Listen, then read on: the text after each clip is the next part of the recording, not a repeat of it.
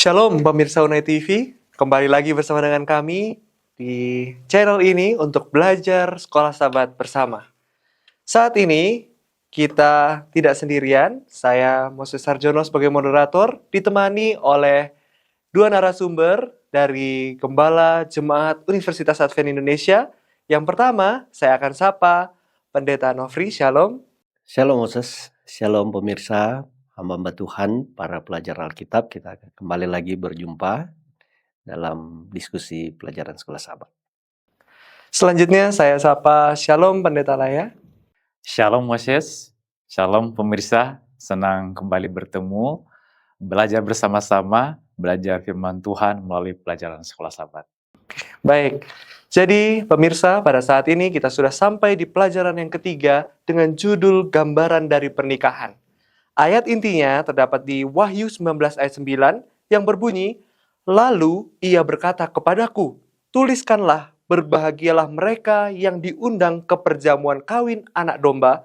Katanya lagi kepadaku, perkataan ini adalah benar, perkataan-perkataan dari Allah." Namun sebelum kita lanjut, kita akan berdoa yang akan dipimpin oleh Pendeta Nofri. Mari kita berdoa. Bapa di dalam sorga, saat ini kami akan mempelajari firman Tuhan melalui pelajaran Sekolah Sabat ini. Biarlah tuntun kami bertiga akan membahasnya. Kiranya Roh Kudus-Mu yang akan membimbing kami sehingga pelajaran ini boleh kami sampaikan dengan baik, sesuai dengan kehendak Tuhan dan boleh menjadi berkat bagi para pemirsa. Kami serahkan ini ke dalam tangan Tuhan, dalam nama Yesus kami berdoa. Amin. Amin. Pemirsa Unai TV, sadarkah kita bahwa Alkitab ini memiliki keunikan sastra? Dan juga di pelajaran Sekolah Sabat ini mengambil satu topik yang sangat dalam, memiliki kedalaman pemahaman Alkitabiah. Dan saat ini juga kita masuk ke pelajaran yang unik, masuk ke dimensi cinta, khususnya mengenai pernikahan. Dan di sini penulis menggambarkan suatu masalah yang terjadi dalam kehidupan orang modern saat ini. Yaitu yang pertama, banyak orang saat ini tidak lagi memahami makna dari pernikahan. Dan yang kedua, dosa merusak ajaran Tuhan tentang pernikahan. Sehingga banyak pemahaman bahwa pernikahan itu hanya sekedar menikah dan mengasihi sesama. Dan masalah yang terakhir adalah, walaupun demikian, Tuhan ingin kita menyampaikan kebenaran. Kebenaran apa itu? Nah, ini yang nanti kita akan bahas untuk mengerti mengenai pernikahan di nubuatan. Dan ada 5 konsep pernikahan yang digunakan Tuhan untuk membantu mengerti aspek nubuatan-nubuatan dalam Alkitab. Untuk itu, pertanyaan pertama saya akan tanyakan kepada Pendeta Laya, yaitu apa makna dasar konsep satu daging sebagai gambaran inti untuk mengerti keseluruhan konsep pernikahan dalam nubuatan? Ya, terima kasih Moses. Kita pahami dulu satu daging. Satu daging, kata ini pertama sekali muncul dalam Alkitab dalam Kejadian 2 ayat 23 sampai 25. Satu daging menggambarkan penyatuan pria dan wanita dalam satu hubungan ikatan pernikahan. Dari teks ini atau dalam konteks ini di Kejadian 2 ayat 23 sampai 25 kita bisa mengerti, memahami makna satu daging. Dari situ kita dapatkan bahwa pernikahan adalah institusi ilahi. Pernikahan atau satu daging itu adalah karunia yang diberikan oleh Tuhan kepada manusia di Taman Eden sebelum kejatuhan manusia. Satu daging itu adalah perjanjian suci antara satu laki-laki dan satu perempuan. Bukan sekedar kontrak sosial, tapi komitmen spiritual yang mencerminkan hubungan Kristus dan jemaatnya. kesatuan total, kesatuan visi, kepemimpinan kasih bukan dominasi, ketaatan yang sukarela bukan paksaan. Pernikahan seumur hidup yang setia adalah yang ideal yang ditetapkan oleh Tuhan pada penciptaan manusia. Sehingga kita mengerti bahwa hubungan pernikahan itu, kalau pasangan Anda melakukan kesalahan, ampuni. Kalau pasangan Anda ada kekurangan, terima. Tempatkan pasangan Anda mendahului diri Anda sendiri. Jadi konsep ini akan membantu kita mengerti konsep pernikahan dalam nubuatan. Kalau kita baca di dalam Efesus 5 ayat 29 sampai 32, Paulus mengutip Kejadian 2 ayat 24 yang sudah kita bahas tadi tentang satu daging. Lalu dia berkata, rahasia ini besar, tetapi yang aku maksudkan ialah hubungan Kristus dan jemaat. Artinya, pernikahan bukan hanya institusi sosial, tetapi nubuatan hidup tentang hubungan antara Kristus mempelai laki-laki dan jemaatnya mempelai perempuan. Melalui pernikahan, Tuhan menunjukkan kerinduan untuk menjalin hubungan yang dekat dengan ciptaannya. Ketika dua menjadi satu daging, itu menubuatkan kesatuan spiritual, kasih, pengorbanan, dan penyatuan identitas antara Tuhan dan umatnya. Pernikahan yang kudus dan setia secara langsung menjadi gambaran nubuatan tentang penantian gereja terhadap kedatangan Yesus atau mempelai laki-laki, lalu pemurnian karakter jemaat menjelang pernikahan anak domba dalam Wahyu 19, itu nanti ada pembahasannya disinggung di dalam pelajaran hari Kamis, lalu kesatuan yang kekal di langit baru dan bumi baru. Kedekatan Tuhan bagi umatnya lebih dari sekedar pernikahan. Itu harus kita ingat. Tuhan memang menggambarkan hubungannya dengan umatnya dengan pernikahan. Tetapi Tuhan sebenarnya menginginkan kedekatan dengan umatnya itu lebih dari pernikahan, lebih erat dari itu. Makanya Yesus datang sebagai anak manusia menjadi satu daging dengan umat manusia. Kristus bukan hanya Allah yang jauh, tapi mengambil rupa kita, merasakan penderitaan kita, dan bersatu dengan kita secara eksistensial. Mengampuni kita betapapun kita tidak layak, menerima kita dengan kekurangan kita, mendahulukan kita dari dirinya. Ini adalah penggenapan dari konsep pernikahan secara nubuatan. Oke, baik.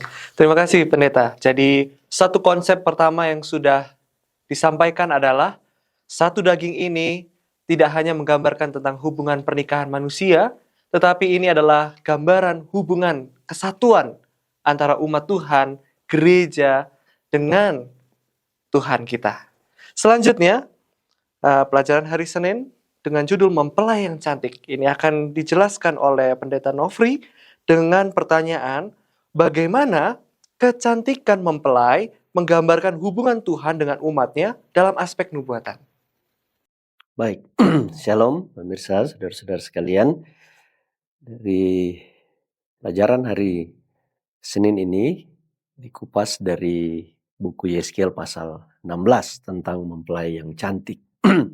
Di mana ini adalah gambaran akan perhatian Tuhan terhadap umatnya, sebagaimana pelajaran kita pada minggu ini mengenai pernikahan adalah satu hubungan perjanjian, ya, antar dua belah pihak, di mana menggambarkan kasih Allah dan pada umatnya, di mana di situ terdapat keselamatan yang Tuhan berikan kepada umatnya. Nah, digambarkan di sini bahwa bangsa Israel ini adalah dari bayi yang terlantar, ya, bayi yang terlantar, kemudian ditinggalkan di ladang dan dia dibiarkan untuk mati. Kemudian dia tidak dianggap cantik, ditolak di antara anak-anak yang lain dan dia disingkirkan. Itu digambarkan di dalam Yeskiel 16 ayat 4 sampai ayat yang ke-14. Kemudian saya coba melihat bagaimana gambaran Israel ini sebelum menjadi cantik, ya, di dalam Keluaran pasal 19 ayat 4 dan Ulangan 32 ayat 10 dan 11, bagaimana Tuhan menggambarkan, Tuhan menemukan mereka di Mesir. Saudara tahu bagaimana bangsa Israel ini di Mesir, mereka menjadi budak, ya. Dan mereka merasa begitu sulit, susah. Namanya budak, tentu bangsa ini mungkin sudah terpengaruh dengan penyembahan berhala di Mesir. Mereka mungkin kurang berpendidikan, tidak lagi mengenal Tuhan mereka dengan benar. Mereka tidak lagi menuruti hukum Allah dan berbagai dosa-dosa dari orang Mesir mereka lakukan. Inilah gambaran orang Israel ketika Tuhan temukan di sana. Dan Tuhan membawa mereka laksana seekor burung Raja Wali yang membawa anaknya di punggungnya. Tuhan menuntun mereka untuk keluar dari Mesir dan membawa mereka ke tanah perjanjian. Ini menunjukkan bagaimana Tuhan memelihara mereka, merawat mereka untuk menjadikan mereka cantik. Dan itulah gambaran di dalam kitab Keluaran dan Ulangan. Dan itu diulangi di dalam kitab Yeskiel, ya. Bagaimana Tuhan rawat orang Israel ini dan mereka menjadi seorang yang cantik, ya. Dan begitu cantik Tuhan buat. Tuhan membawa mereka sampai di Kanaan, memelihara mereka, memberikan kepada mereka yang terbaik. Tuhan memberitahukan kepada mereka hukumnya, bagaimana supaya mereka bisa hidup sehat, bagaimana mereka supaya hidup bersosial dengan baik, menjadi unggul di dunia ini, menjadi bangsa yang terbaik. Sehingga orang melihat, wow, begitu cantik umat Tuhan ini. Yang dulunya apa? Bayi yang terlantar, dibuang mau dibiarkan mati. Tapi Tuhan buat mereka menjadi cantik. Jadi kecantikan, kehebatan, keunggulan bangsa Israel itu bukan karena mereka hebat. Tetapi Tuhan menganugerahkan kehebatan kepada mereka. Tuhan memberikan hikmat, kemampuan hidup di dalam keteraturan.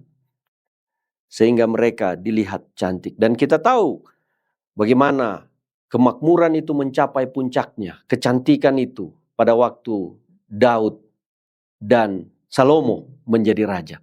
Bahkan Ratu Sheba dari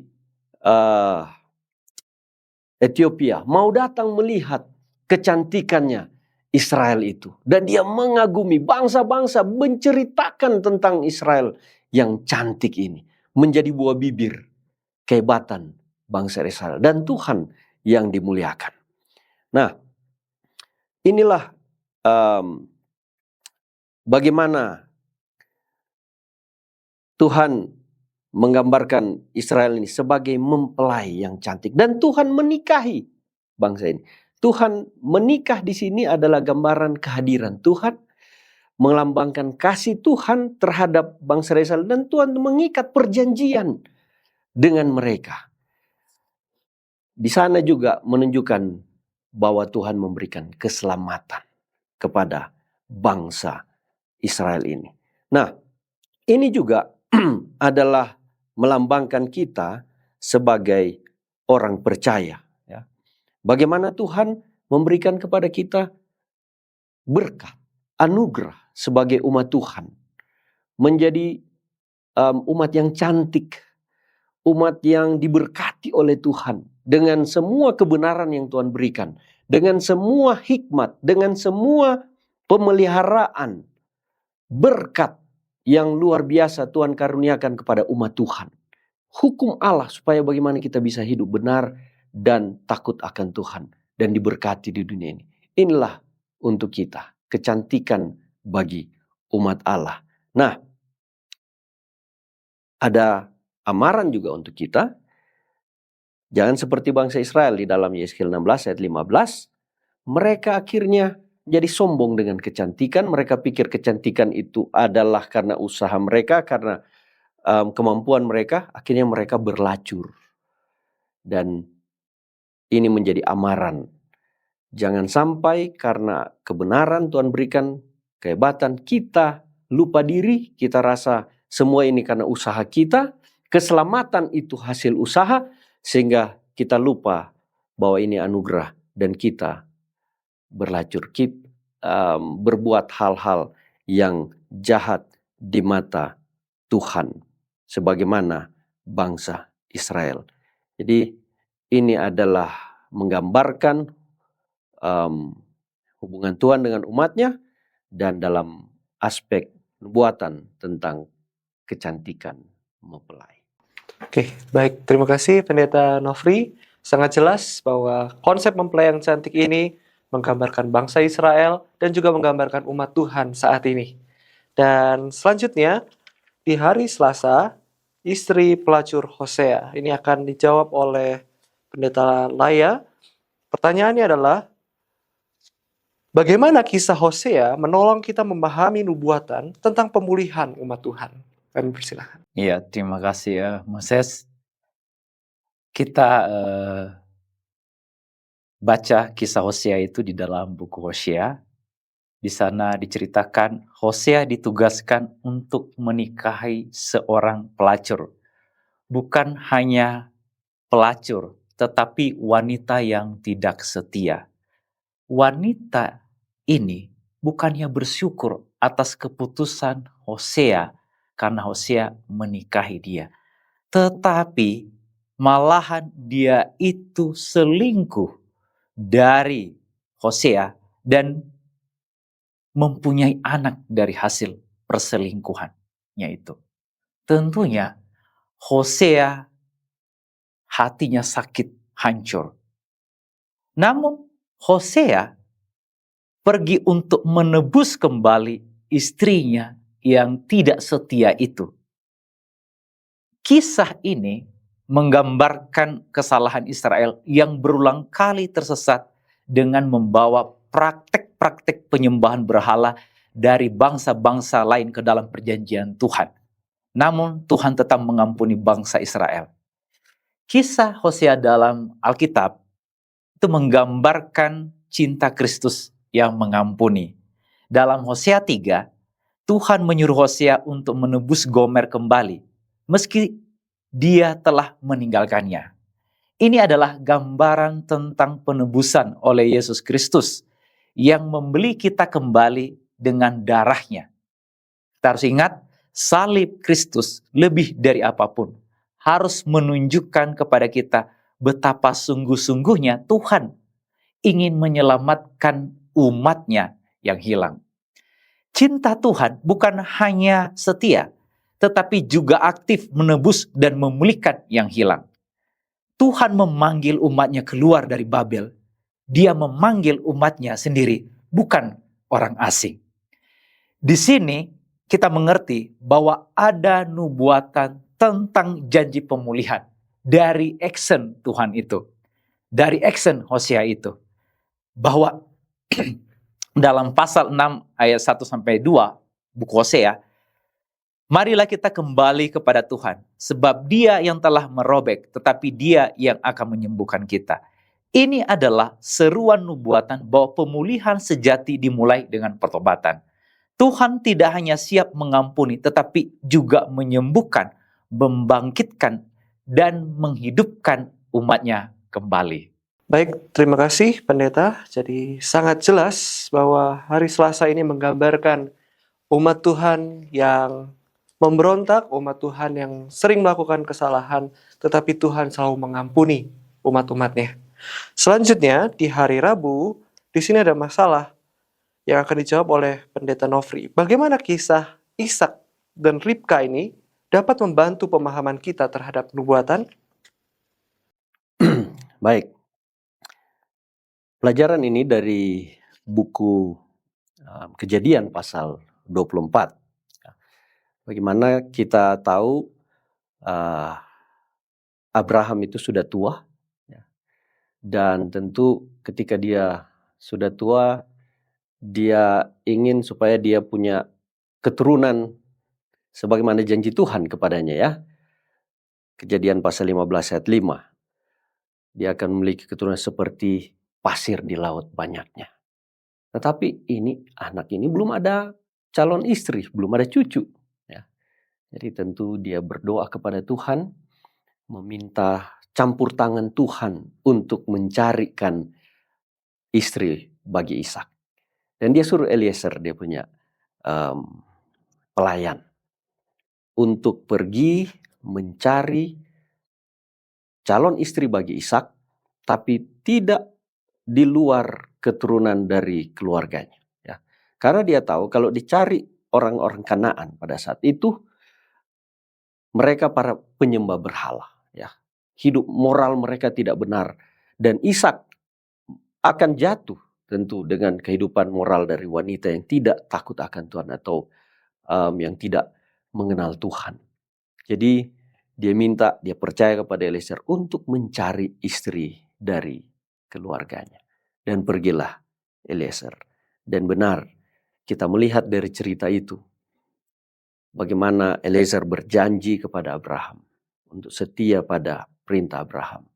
Dan menuruti perintah Tuhan, Tuhan campur tangan. Ya. Dalam cerita ini kita melihat kehadiran Tuhan. Tuhan mengatur rencana mencari jodoh untuk Ishak. Dan ketika, singkat cerita, Eliezer bertemu dengan Ribka, ya, mulai di sumur, di tempat mereka memberikan minuman bagi hewan-hewan yang mereka bawa. Doa Eliezer waktu itu, kalau Ribka akan memberikan dia minum, ini sudah tanda-tanda. Dan benar, doanya apa? Dijawab. Kemudian diperkenalkanlah dia kepada orang tuanya, dan Eliezer memberitahu tentang rencananya, dan didapati benar bahwa ini adalah keluarga dari Abraham. Wah, dia lihat tangan Tuhan campur tangan dalam rencana perjalanan dia ini. Dan ketika keluarga ini percaya bahwa dia adalah utusan Abraham, keluarga mereka tanya. Mereka tidak langsung suruh Ribka untuk pergi. Mereka minta pandangan. Biasanya secara budaya di sana wanita itu tidak dimintakan pendapat. Kalau sudah dijodohkan, ya dia nggak bisa nolak. Tetapi di sini ditanya kepada Ribka, bagaimana? Kamu mau pergi? Dan dia katakan dia mau pergi. Ribka ini adalah boleh menggambarkan tentang Abraham. Ketika Tuhan suruh pergi ke satu tempat yang dia tidak tahu, dia langsung apa? Siap, karena dia tahu ini adalah rencana Tuhan. Dan Ribka juga percaya bahwa ini adalah rencana Tuhan baginya. Ya. Dan pada waktu dia mengatakan dia mau pergi, pergilah dia. Dan dia bertemu dengan Ishak. Ishak memperkenalkan dia kepada ibunya, dan mereka menikah. Disinilah menggambarkan bagaimana Tuhan campur tangan di dalam pernikahan ini. Bagaimana ini melambangkan Tuhan yang telah berinisiatif, ya, sebagaimana Abraham yang berinisiatif untuk mencari Ribka sebagai calon istri bagi anaknya. Ini lambang bagaimana Tuhan, oleh karena dia mengasihi, dia berinisiatif untuk mencari kita yang sudah berdosa, ya. Ribka yang jauh dari Ishak, yang sudah terpisah, tidak ada hubungan, ya. Melambangkan Tuhan dengan kita yang tidak ada hubungan lagi. Tetapi dia datang mencari kita sebagai mempelai bagi anaknya, ya. Ishak, dia mencintai Ribka setelah Ribka setuju untuk datang, ya. Ini menunjukkan bagaimana Tuhan mengasihi kita. Dia telah menunjukkan berinisiatif untuk datang, Kemudian ketika kita mengakui kita siap untuk menikah dengan dia, dengan Tuhan, disitulah menunjukkan bahwa ada ikatan kasih di sana terjadi. Jadi ini menjadi pelajaran juga bagi kita saat ini sebagai umat Tuhan, bahwa ada amaran di sini yang Tuhan berikan melalui Abraham. Ya, bagaimana untuk berhati-hati mengikat perjanjian. Mungkin ada 2 pelajaran. Pertama, dengan yang tidak seiman. Ya, ini sangat berbahaya. Untuk berhati-hati mencari pasangan yang tidak seiman. Karena ini bisa menggoda orang yang setia ketika dia hidup setiap hari dengan orang-orang yang berbeda prinsip, berbeda latar belakang, berbeda kebiasaan, berbeda selera. Ini akan mudah menjatuhkan kita yang setia. Dan biarlah pelajaran ini juga mengingatkan kita bahwa sebagai umat Tuhan untuk tidak menghidupkan kehidupan yang sebagaimana gambaran istilah kafir, orang yang tidak percaya kepada Tuhan. Karena kalau kita lihat orang Israel telah berlacur, tadi pendeta Tawari sudah menggambarkan. Akhirnya orang Israel apa? Berlacur. Dan Tuhan tetap datang kepada mereka untuk supaya mereka bertobat. Dan ini gambaran bagi kita sebagai umat Tuhan, bangsa Israel rohani. Kita hidup di dunia ini penuh dengan ajaran-ajaran yang salah di sekitar kita. Ajaran-ajaran kepercayaan-kepercayaan kafir yang sudah masuk ke dalam kekristenan. Ini yang paling bahaya. Contoh, gereja Kristen telah mengadopsi ajaran kekafiran tentang hari Minggu.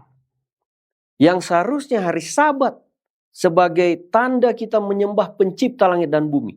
Tapi mereka telah mengadopsi hari di mana orang-orang kafir menyembah matahari, dewa, yang sebagaimana simbol sebenarnya adalah iblis itu sendiri. Telah mereka adopsi dan disembah. Dipelihara setiap minggu sebagai hari penyembahan kepada Tuhan. Tetapi sebenarnya itu kepada dewa matahari yang di belakangnya adalah iblis itu sendiri. Nah, ini yang menjadi amaran Abraham untuk tidak mencari pasangan bagi Ishak dari bangsa selain keturunan yang takut akan Tuhan. Amaran juga bagi kita saat ini. Jadi kisah Ishak dan Ribka ini sangat-sangat penting ya, untuk kita dapat memahami bahwa apa yang terjadi antara Ribka dan Ishak, kemudian Abraham yang memerintahkan Eliezer untuk mencari pasangan adalah penting bagi kita. Betapa Allah sangat concern. Dia mau hadir di tengah-tengah hidup kita. Dia tidak mau mencampur adukan dengan kekafiran, dengan penyembahan-penyembahan berhala. Dan dia mau kita ikat perjanjian yang kudus. Kasihnya boleh mengalir dalam hidup kita. Dan keselamatan yang telah dia karuniakan itu boleh kita miliki di dalam kehidupan kita sebagai umat Tuhan. Ini jawaban dari pertanyaan tersebut. Baik, terima kasih. Jadi konsep yang keempat ini menggambarkan bahwa ada konsep pemilihan umat Tuhan, di mana Tuhan berusaha mencari kita yang kadang-kadang suka keluar dari jalur, tetapi Tuhan selalu mencari kita. Bahkan dia menekankan itu di nubuatan-nubuatan yang ada di kitab Daniel, kitab Wahyu, dan yang lainnya. Selanjutnya kita masuk ke pelajaran yang bagian yang terakhir, yaitu pelacur itu diadili.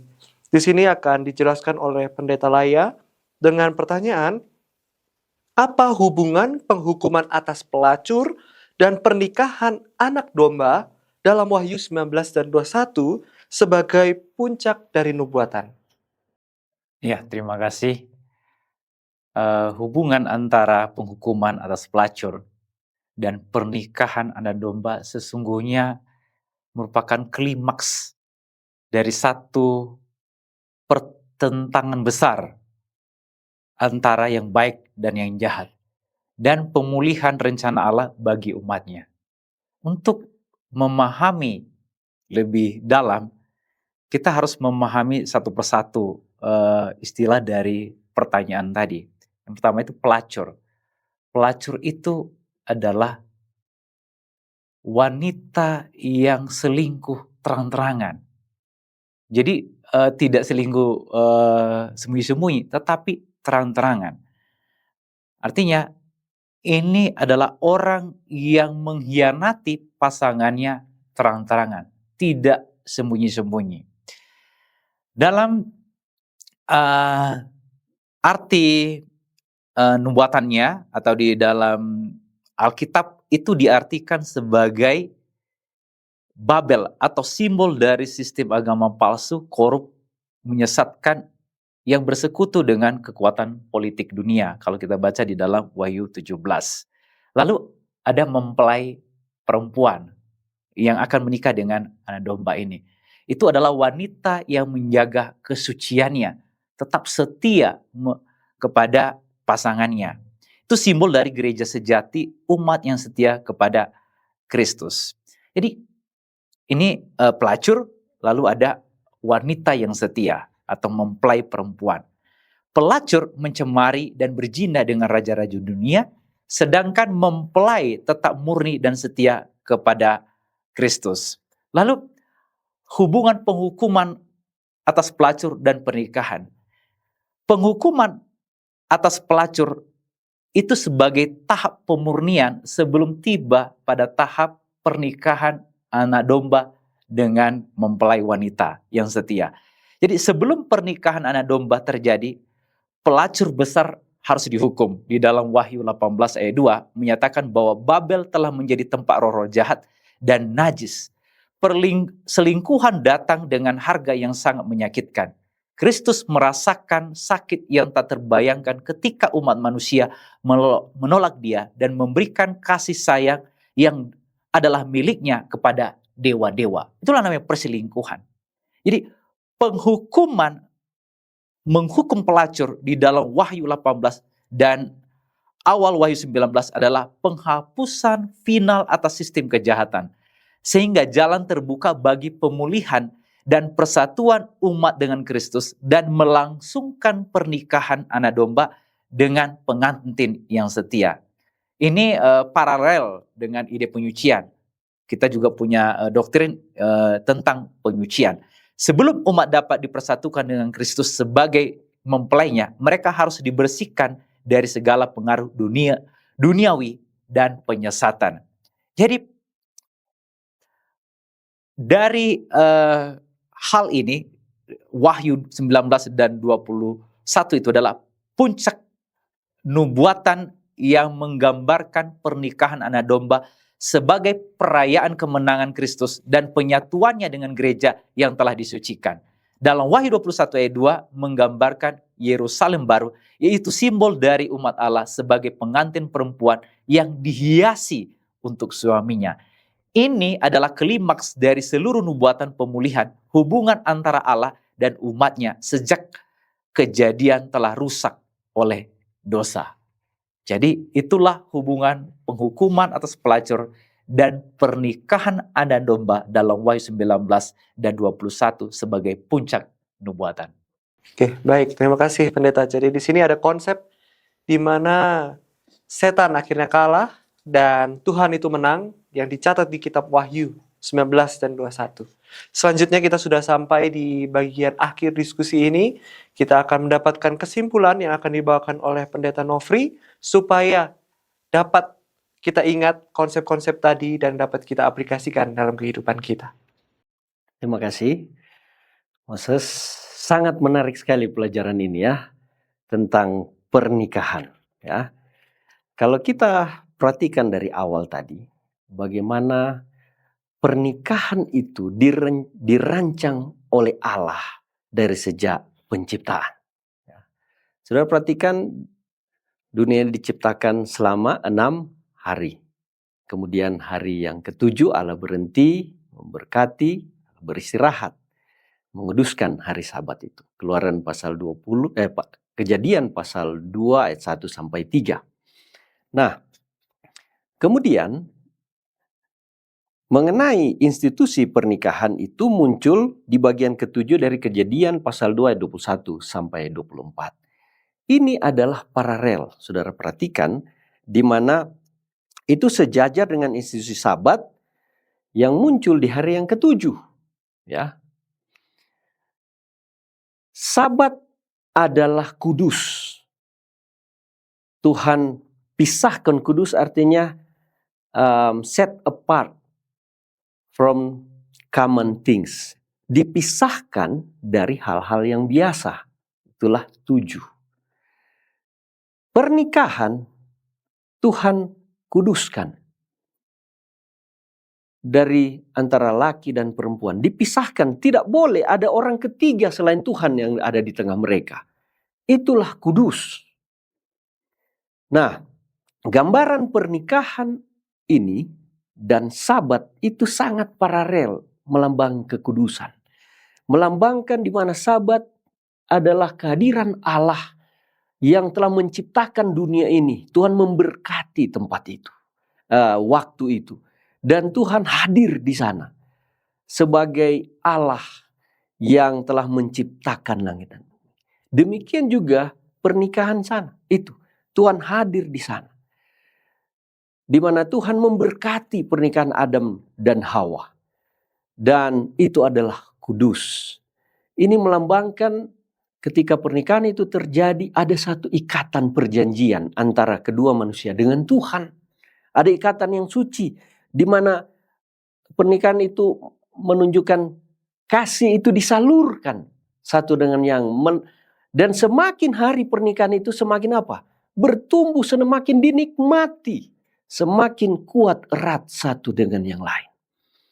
Jadi di awal dari pelajaran kita ini menunjukkan bagaimana Tuhan melambangkan kasih Allah kepada dunia ini. Dia telah ciptakan, dia ciptakan manusia dalam pernikahan, kemudian diciptakan Sabat. Ini satu paralel tentang kekudusan, kehadiran Allah, kasih yang luar biasa di sana Tuhan gambar. Kemudian manusia jatuh dalam dosa. Dan bagaimana kita telah menggambarkan tadi kisah pernikahan antara Ribka dan Ishak. Kemudian ada cerita juga tentang pelacur, ya, dan Hosea. Kemudian ada gambaran juga tentang bagaimana mempelai yang cantik. Ini adalah gambaran Tuhan yang sejak pertama Tuhan telah memberikan pernikahan itu sebagai satu anugerah bagi manusia. Dan gambaran pernikahan tersebut adalah gambaran bagaimana lambang Tuhan ingin menikah dengan umatnya yang sudah berlacur, yang sudah jatuh di dalam dosa. Tuhan datang untuk mencintai mereka kembali dan ingin mengikat perjanjian kasih yang sudah hilang, dan ingin menunjukkan bahwa dia memberikan anugerah keselamatan melalui simbol pernikahan itu. Tuhan yang berinisiatif. Betapa Tuhan mengasihi pasangan yang sudah berdosa itu. Dia ingin mencintai kita. Jadi dialah mempelai pria dan kitalah mempelai wanita itu. Yang dia telah temukan dari sampah, dari yang tidak berarti, dia rawat menjadi cantik dan dia nikahkan. Dia menikah. Ini adalah pernikahan yang aneh. Tetapi dia lakukan itu karena dia mencintai kita. Kemudian yang terakhir sudah disampaikan oleh Pendeta Tawaris di bagian terakhir di Wahyu, menggambarkan pernikahan anak domba. Ya. Bagaimana dia ingin supaya kita, orang yang telah berdosa, yang telah dia tebus dengan darahnya, darah anak domba ini, dia ingin kita untuk berada di surga bersama dengan dia selama-lamanya. Ada satu pesta yang besar yang diadakan. Itulah pernikahan anak domba. Dia mau umatnya berada dengan dia di Yerusalem baru. Ya, pengantin yang begitu dinanti-nantikan untuk hidup di sana. Dia telah menaklukkan pengantin. Ada juga pernikahan di Wahyu pasal 19, seorang wanita yang telah berlacur dengan seorang pria yang mana digambarkan sini adalah iblis itu sendiri. Mereka telah mencampur adukkan ajaran kekristenan dengan ajaran-ajaran kepalsuan. Ya. Gereja adalah pengantin wanita, tapi gereja yang sudah berlacur itu. Tetapi gereja yang sudah berlacur itu telah ditaklukkan oleh Kristus sendiri. Kedua pengantin telah dibinasakan oleh Tuhan, ya, digambarkan di dalam Wahyu, karena anak domba Allah telah menaklukkan kuasa kejahatan yang telah merusak pengantin wanita ini.